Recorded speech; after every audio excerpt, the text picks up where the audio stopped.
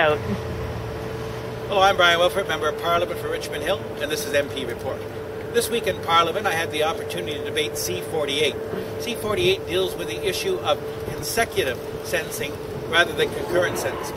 Under the present law, if you kill more than one person, you receive a concurrent sentence. In other words, two 25-year terms served at once.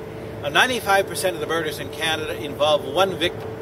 Multiple victims are only 5%. But still, why should one get a discount, basically, if they kill more than one person?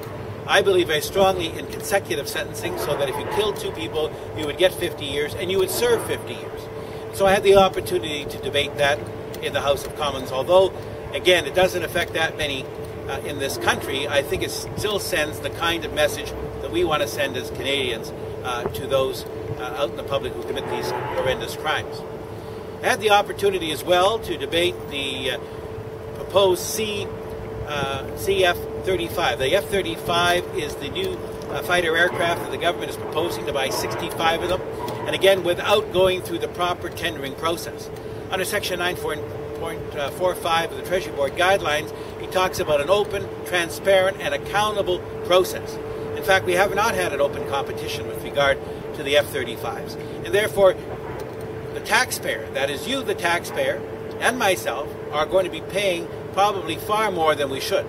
The estimated cost is $16 billion, and with a $56 billion deficit, we're going to have to borrow the money.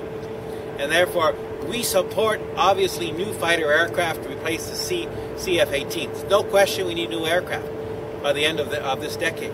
What we don't need is to have more debt. What we don't need is to have an aircraft that we cannot afford and has gone through sole source contracting and has not gone through the proper Treasury Board guidelines. So I had an opportunity to debate that this week as well.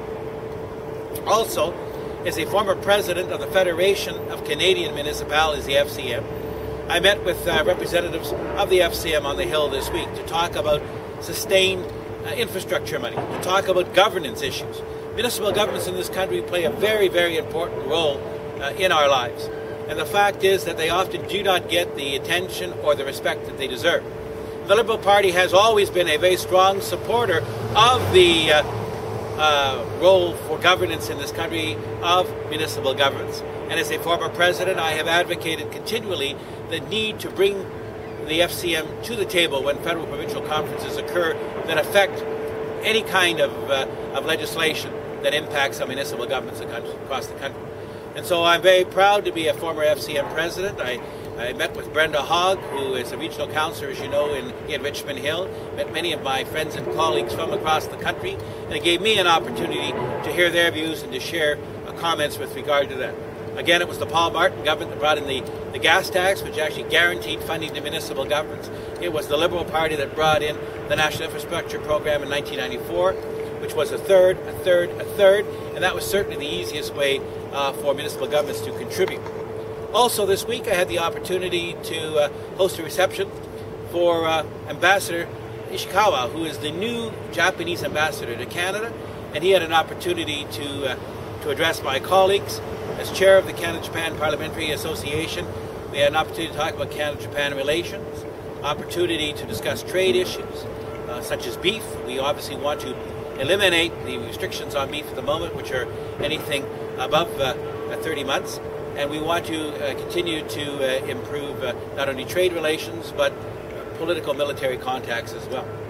Also this week I had an opportunity to attend a reception dinner for the departing ambassador of Brazil, and this was an opportunity to meet with many ambassadors who are stationed here in Ottawa to talk about some issues, particularly on defense, as the Vice Chair of the National Defense Committee, and many of them were particularly interested, the Czech ambassador, the German ambassador, on what Canada is doing in Afghanistan.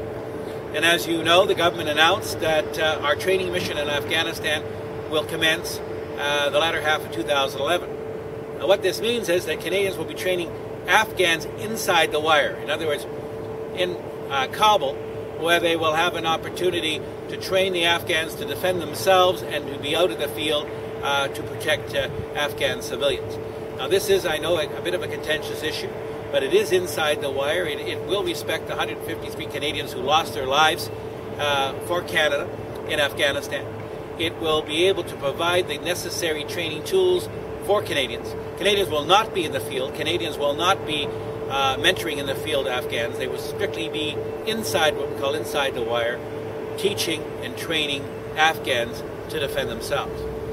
And so it has been a busy week in Parliament. It's been an opportunity for me to talk both in the House, to ambassadors, talk to my municipal colleagues, and also to point out to you that as we enter the winter season, you can see behind me that the leaves have fallen here in Ottawa, that my new MP report, my booklet, will be going out to you, and it'll be highlighting a number of things, including benefits and services for seniors.